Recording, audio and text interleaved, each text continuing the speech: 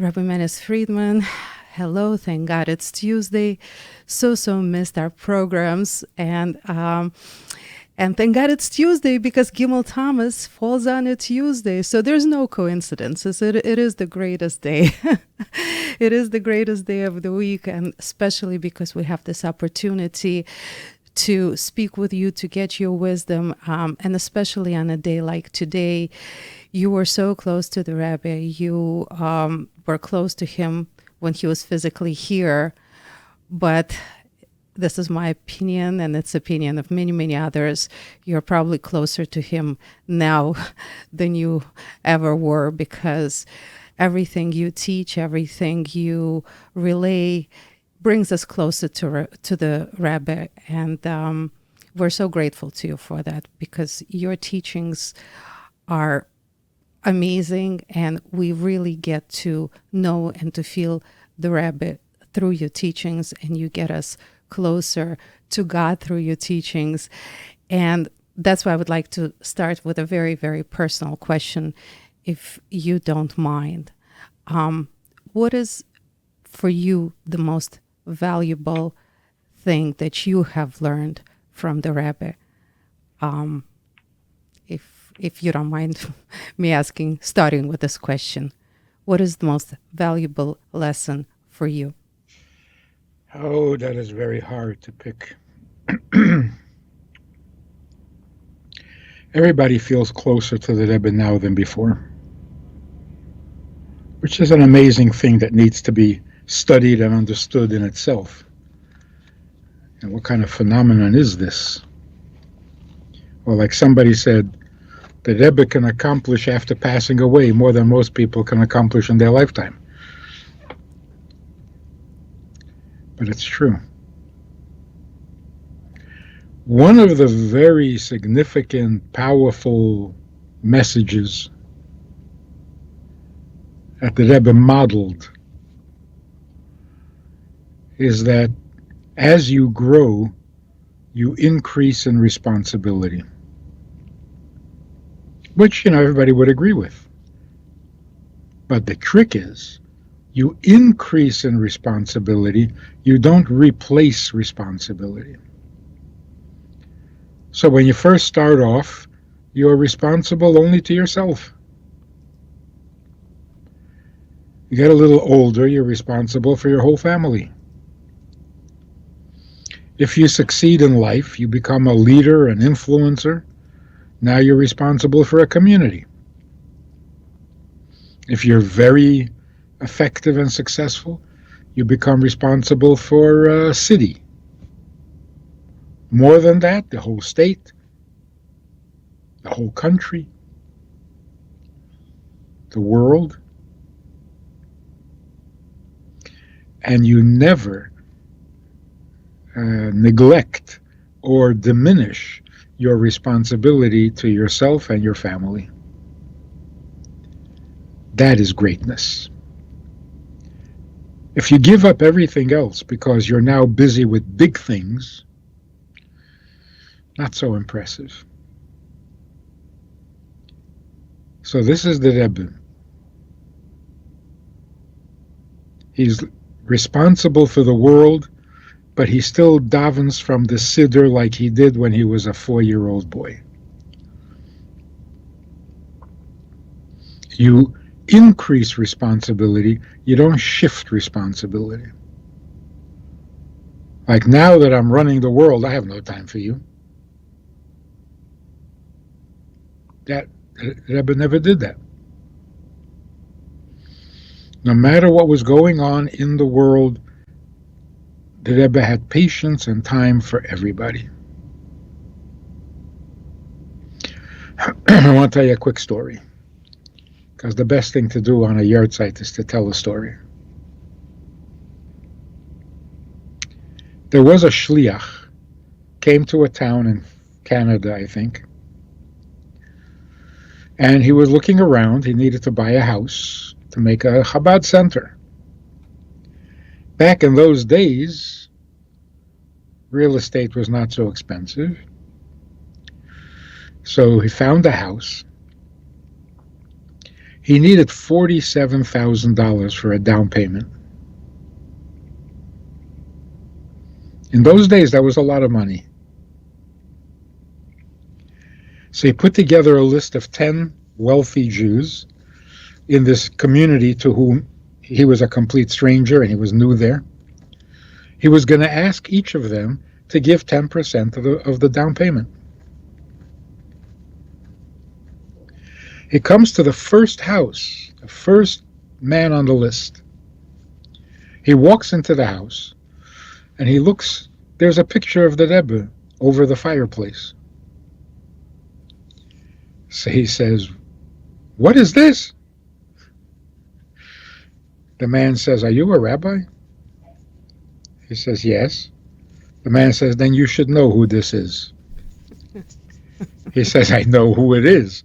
Why do you have a picture of him on your fireplace?" He says, "I'll tell you the story." He was married for many years, and there was no children. He did business in New York, Manhattan. He came to Manhattan once, and then he went out for lunch with his client, with his customer, whatever. As they were talking, the man takes out his wallet and shows him a picture of his children. So he turned colors. He went white or green or whatever. The man said, "What's the matter?" He said, "We don't have any children." And he's very broken up about it. So his customer said to him, "I'm not the one to talk. I'm not religious. I'm not spiritual. But if I were you, I would go to Brooklyn and get a blessing from the Rebbe. It works." The man said, "Are you crazy? A blessing from a rabbi? What are you talking about? And besides, I have to get back to the airport. I have to catch my flight." He comes to the airport and he finds out that his flight is delayed for 2 hours.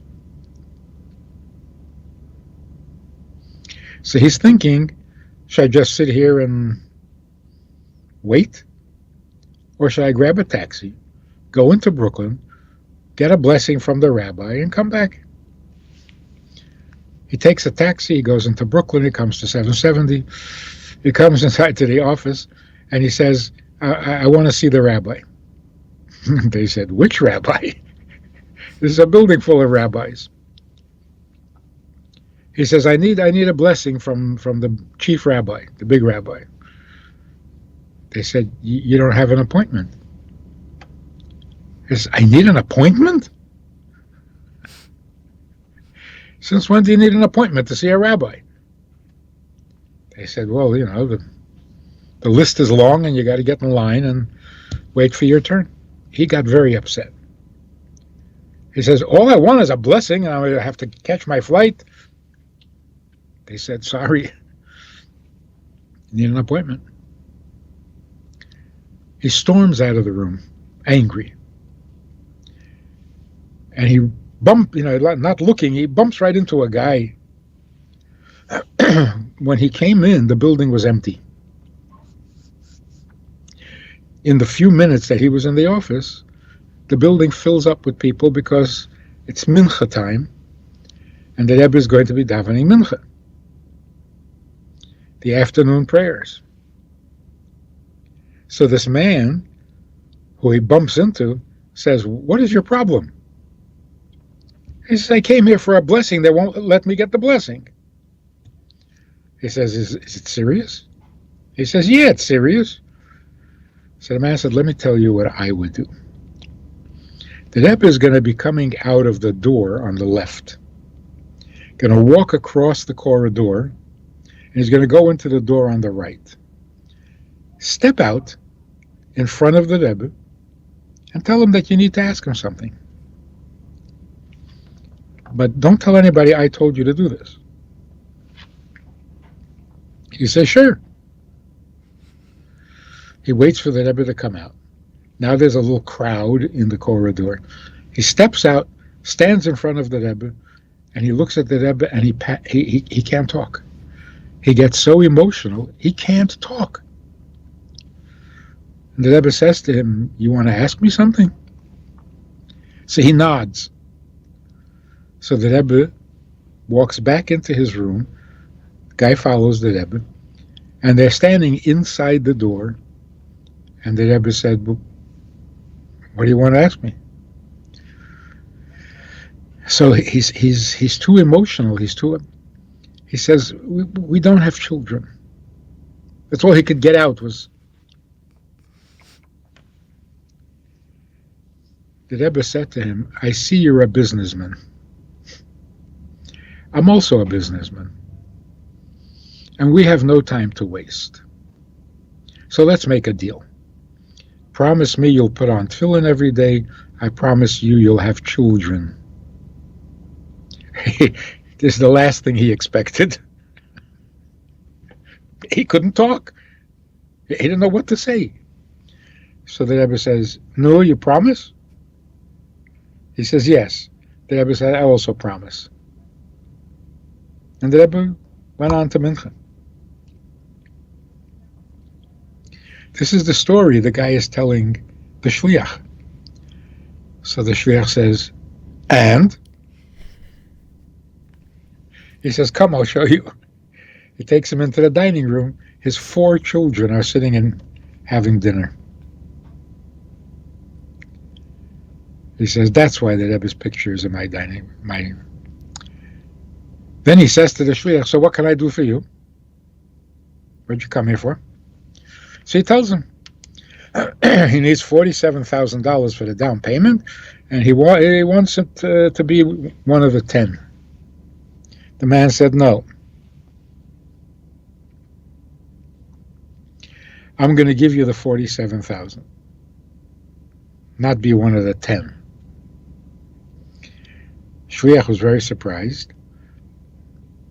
He says, that's very nice, but why are you so generous? He said, you caught me on a good day. Today is my 47th birthday. Wow, wow, wow. So that's how that Chabad got started. So first of all, the Rebbe's completely unorthodox, if I may use that word, the Rebbe's complete unorthodox thinking, method, lifestyle. What did the Rebbe mean, I'm also a businessman? What does that mean? The Rebbe was a professional, he was an engineer with the Navy, but a businessman? What do you mean by that? The difference between a businessman and a scholar. A scholar has all the time in the world. Whatever he needs to do, not today, he'll do it tomorrow.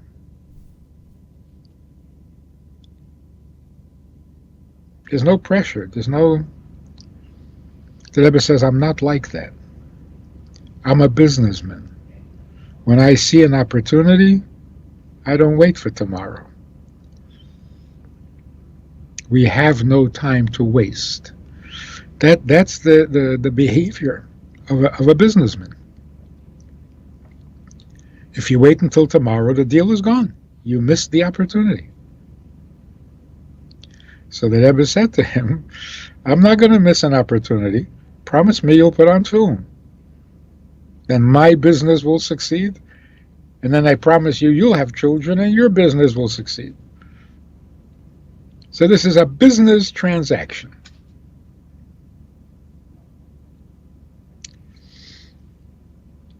Imagine if the Rebbe hadn't done that. Imagine if the Rebbe said, God should bless you, you should have children, you should be blessed, God should hear your prayers. All right, that's nice. The man would not have walked away changed. But by the Rebbe saying, hey, it's a deal. You promise, I promise. No prayers, no wishes. Tapara de placha. Business. It changed him. So the Rebbe was able to relate to the person, not be holy. Holiness would not have impressed this guy because he wouldn't understand it. Sure, he made a prayer, so can't hurt, but it doesn't change your life. The Rebbe sized him up so quickly and got right to the core. He's a different person. So first of all, if you have a problem and you go to a holy person and the holy person says, I'll pray for you, I'll say a tefillah, I'll say tehillim for you, you should have, you should, God should be, God should give you. And a year later, something really good happens. Are you going to connect the two things? Or you'll say, I finally lucked out. Hey, there's that famous joke about a guy who needs a parking space desperately. And he's driving in and out of the lanes, and he says, God, please, please, I need a parking space. He says, oh, never mind, there's one. Never mind. I found one. Because of your prayer? Not necessarily. So if the Rebbe had just given him a prayer, and then a year later he has a child, would he connect the two? Would he say this is from the Rebbe's blessing? Maybe not. Maybe he wouldn't even remember that he had been by the Rebbe. But when the Rebbe said, let's talk business here, there was no doubt. When the babies were born, the Rebbe said, you'll have children, plural. He had no doubts that it came from the Rebbe's blessing.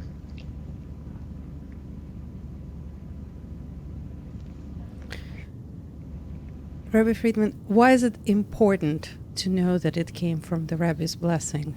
Why do we need a leader like that? Why is that important? Mm-hmm. It's a good question. It's also significant that last Shabbos, 3 days ago, we read in the Torah about a man named Korach who said to Moshe, what do we need a leader for? We're all holy, we're all great, what do we need a leader for? And the earth swallowed him up.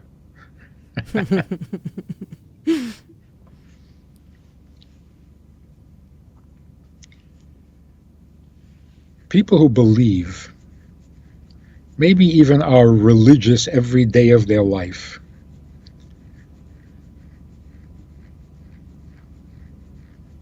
how real is their belief and their religiosity and there's earth, which is definitely real, and then there's heavenly stuff, which is for some people appealing, attractive, enjoyable, meaningful, but real, like really real. Every generation has tzaddikim, holy people, who demonstrate by their very existence that holiness is very real. It's not otherworldly. It's not just in your mind or in your soul. It is real. Like this guy can promise to put on tefillin, and it's totally doable and real. The Rebbe can promise you'll have children. How is that? To offer a prayer and good wishes, I hope for the best, you should have blessings, yeah, okay, fine. But to be able to say, I promise, to this man, God became real, holiness became real, Torah became real enough for him to have a picture of the Rebbe in his house. as if the Rebbe was his grandfather, which is real. So, of course, God can give everybody children without a Rebbe. But would they appreciate that every child comes from God, that every child is holy, that life is holy, reality is holy, if you let it? That's what he got from the Rebbe. Rabbi Friedman, what would you say to the people who say, well, we need more of that to be a believer, so we need more of that? Yes, we do. There's never enough. Look, the Jews in Egypt saw 10 plagues. A plague a month. That's how it was. Each plague was in its own month.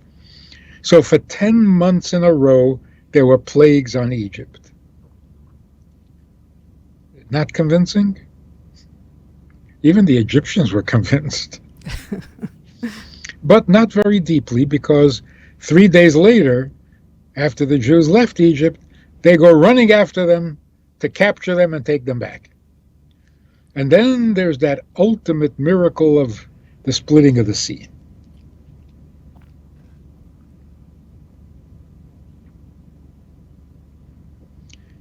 Now are you convinced?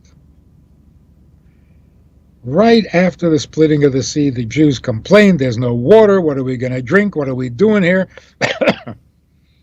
Questioning God's plan. So first, that's so Jewish. It really is. God turned water into blood. Cute. God brought frogs from all over. Okay. That's why I should worship him? I'm impressed. I can't make frogs. Split the sea. Whoa, that's impressive. But so what? So I'm going to devote my life to somebody who can split a sea? Why? That's so Jewish. Yeah, you're very talented, big shot. Why should I serve you? But when God spoke to us at Mount Sinai and said, I am yours, that we can't get over. Now I know what God means, what it means to serve God, to worship God. Worship him because he splits seas?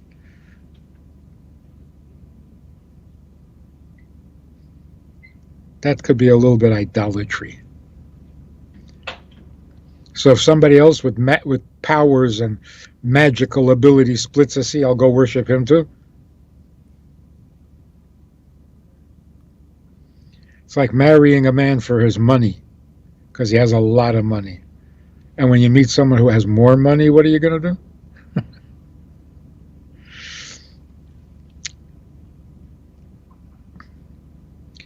So we're not easily impressed. Like in this story, any chassid who hears the story, what impresses you? Wow, the Rebbe changed their nature from not having children, whatever medical problems there were, and all of a sudden, because the Rebbe wanted and gave a blessing, they have children. Wow. I don't think I could do that. I can try. I don't think I could do that. But is that what you're excited about? Is that why you're passionate about the Rebbe? It was more the way he treated the man. He's on his way to holy prayer. All day long, he's been getting calls and letters and messages from people, from community leaders, from world leaders, big issues, big problem, life and death. And this guy comes and stands in your way, interrupts your schedule, against all the rules. The Rebbe didn't say, "Excuse me, you have an appointment?" "Excuse me, I'm on my way to prayer."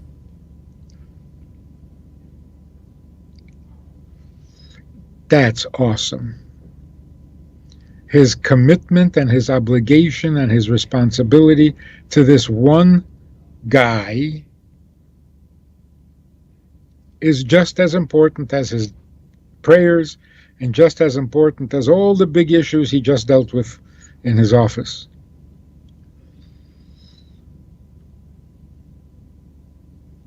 That's called the Moshe of our generation. He can go up to heaven and bring 10 commandments down to earth, and he can run after a lamb that got lost with the same devotion.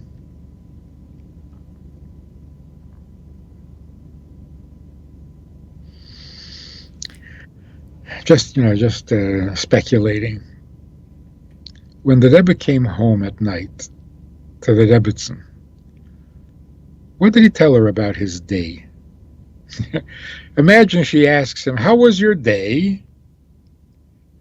He would say, "Well, I got a phone call from the Prime Minister of Israel, or I got a phone call from this doctor who has a patient that's in danger, and the surgery would be very risky. Should he risk it? Not life and death." I don't think that Rebbe would mention any of that. I think that Rebbe would say, a man who didn't have children came and he promised to put on tefillin. That to the Rebbe is something he would want to share with his wife. Because not only is it as important, it's in some way even more important. Because it's personal.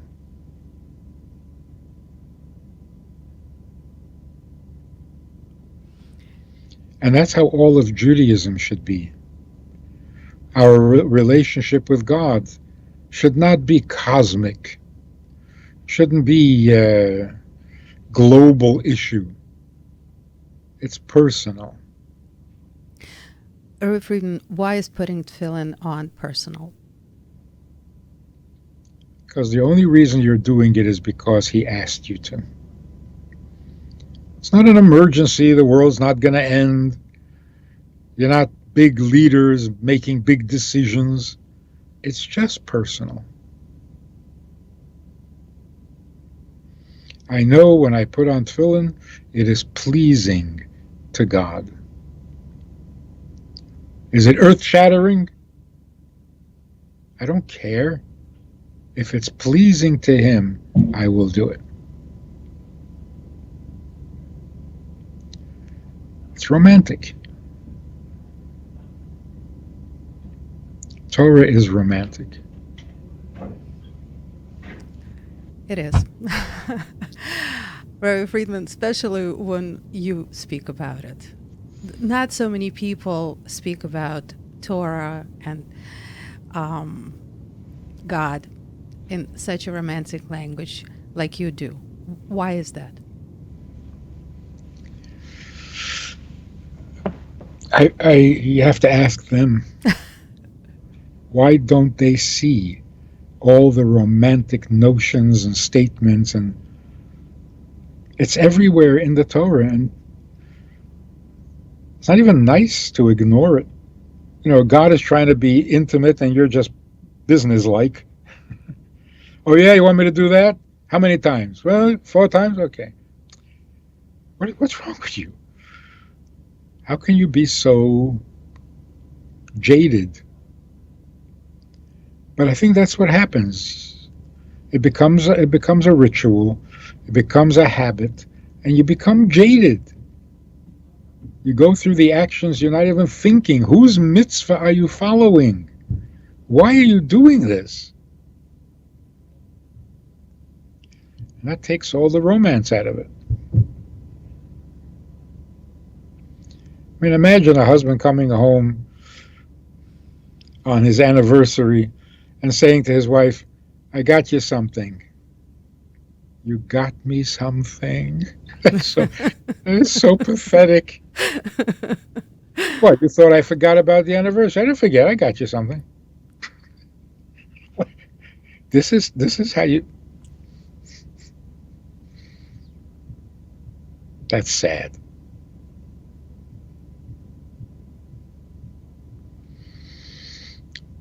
Because he invests more from his side than we're investing. So it's not good communication. To God, every mitzvah is a romance. And to us, every mitzvah is an obligation. This is not nice. What do we do to change that? Read the Torah again and pay attention.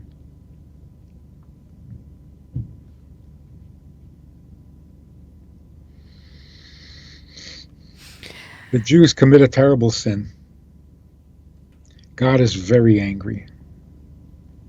Moshe pleads 40 days and 40 nights to gain forgiveness for the sin, the golden calf.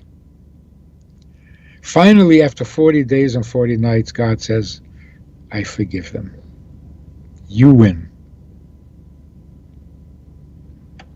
God says, I forgive them. I'm not going to wipe them out. I'm going to take them to the promised land. In fact, I'm going to send an angel to guide you to the promised land. It's so spine-tingling. Moshe says, an angel?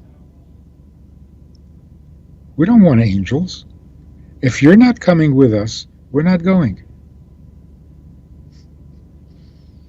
So first of all, the confidence to be able to say that to God. Particularly after you just barely got forgiveness for this terrible sin you committed, and now you're dictating?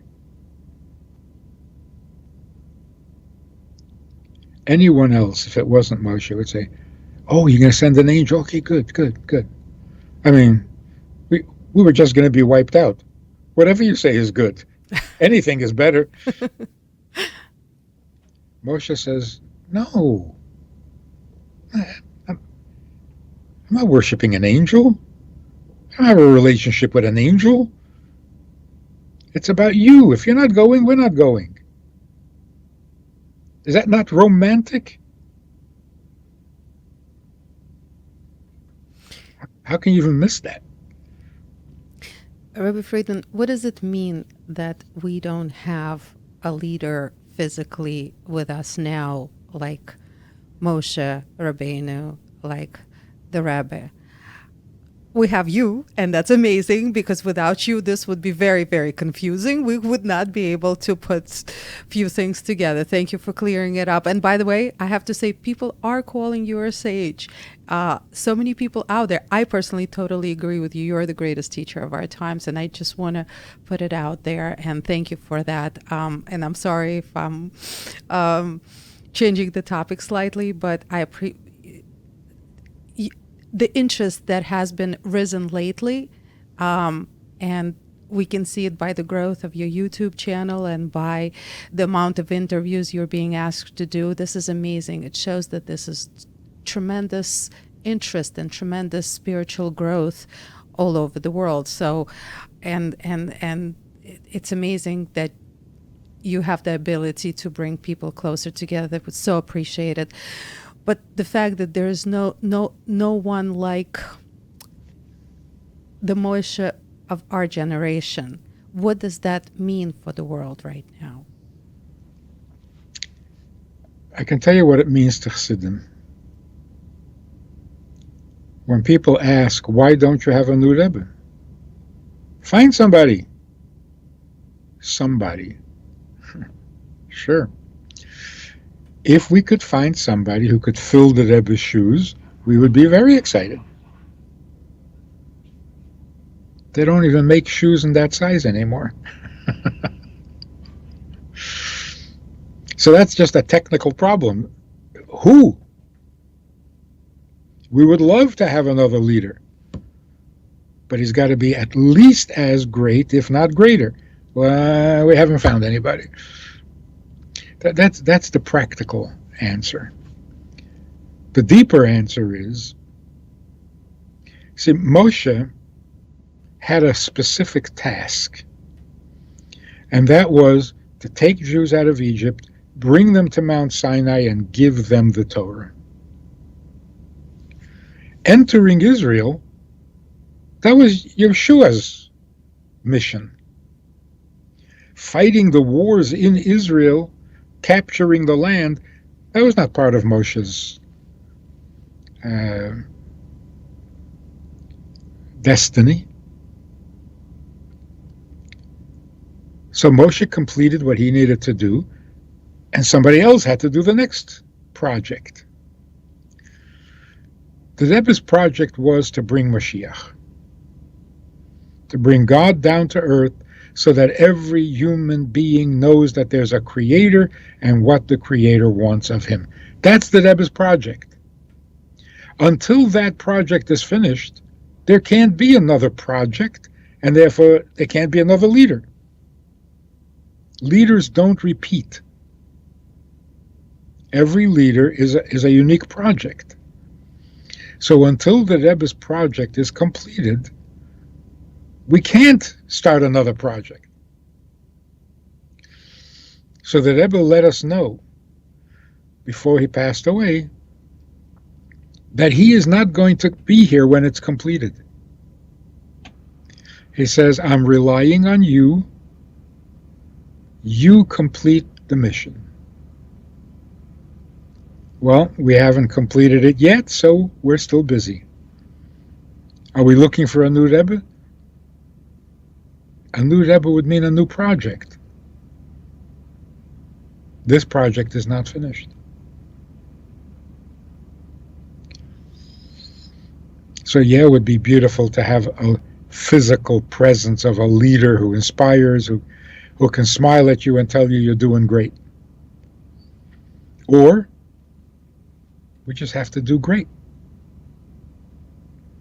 So now we are the leaders. And that's even technically true. Who feels responsible for the world? The Rebbe's shluchim. So maybe when we finish the job, we will look for a new leader, and we're expecting it to be a guy called Mashiach.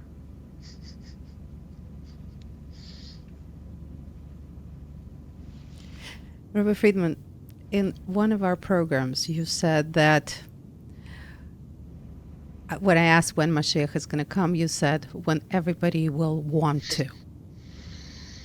Does that mean that we're going to bring Mashiach with our minds? Oh, it means that Mashiach is not going to come and proclaim himself Mashiach and have people doubt him and question him and reject him. We don't need new problems in this world. So Mashiach can't come and cause more problems. That's why Mashiach will come when we are ready, which means we want. We want more today than ever before in history. Not everybody. There's still a few people who think they have a better plan. Really, that's what it is. There are a few people who think they have a better plan and that they are the Mashiach. What will it take to convince them that they're not? Do you have an idea? Well, have we convinced the presidents of Ivy League schools that they are not Mashiach? Hmm, think so. Pretty convincingly. I think we convinced some presidents of the world, of the different countries, that they're not either. So Yeah. So I got to tell you two things. Just when you mention about influence, and the most popular topic on YouTube a few years ago, where what I said got a really strong response. Over a number of years, this talk received 2 million hits. Over years. It was about what happens after you die. And I thought, wow, that is the most relevant, the most interesting, the most important topic to people in the world. 2 million hits. A year ago, maybe a little more, we decided to go on TikTok for the first time. And of course, that has to be a very short message. So all I said was, if you raise your children, then you can spoil your grandchildren. If you spoil your children, you're going to have to raise your grandchildren, and you're a little too old by then. 1 million hits in 24 hours. Which means that this is more relevant, more interesting, more compelling, more important than what happens after you die. Last week, I think it was on Instagram, all I said was, if you want to talk to your wife, don't shout from the other side of the house. Go to where she is and speak respectfully. 6 million hits. I'm one of, and I've listened to your advice as well. Thank you for But what does that tell you? What does that life after death is an important question, and everybody is concerned, and everybody's. It's not the most pressing issue. Raising your children, your grandchildren, that's getting closer to home. And it doesn't compare. Talk to your wife like a mensch. 6 million hits. Not all of them Jews. Something as simple, as basic, and therefore as essential. How do you talk to your wife? Or your husband? And it is so common, so accepted, so casual. Yeah, you scream from the other, where are you? Come over here. What, that's not acceptable? Stop and think for a moment. No, that's not acceptable. That's jungle behavior. Your whole life is different. The whole tone in the home has just changed. And your children see that, all of a sudden they realize that their parents are kind of respectable people.